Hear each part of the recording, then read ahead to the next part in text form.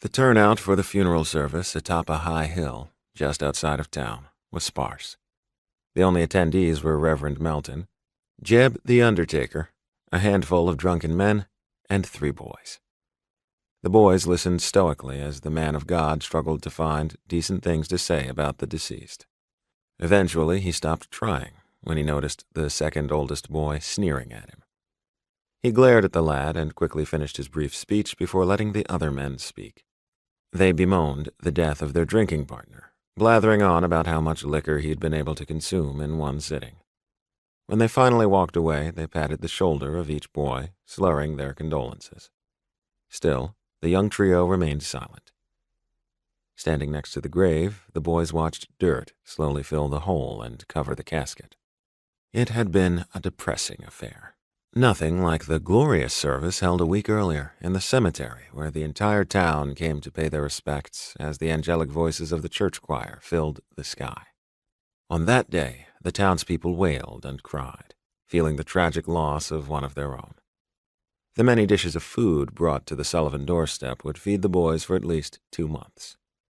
Yes, this turnout was different, but it was one the boys wouldn't have missed for the world. Reverend Melton stopped next to the group. He studied each of their identical stone-faced expressions, searching for a sign of compassion. None would be forthcoming. Like their parents, the boys were incredibly good-looking. Jackson was the eldest, and resembled his dear mother the most, down to his calm personality. Standing tall at 5 feet 10 inches, he sported short black hair and a solemn pair of hazel eyes. Already he appeared wise beyond his 13 years, as he assumed the now available role of the family patriarch. 11-year-old Darby was the second eldest, and unfortunately resembled their bastard of a father. A strapping lad, he had thick reddish-brown hair that fell to his shoulders in thick sheets, with a pair of dark, stormy green eyes. Many a blistering lecture had been given to him because of his constant mischief, but he shrugged it all off with the Sullivan devil-may-care attitude and a shit-eating grin. And then there was Casey, the baby of the family, at 8 years old.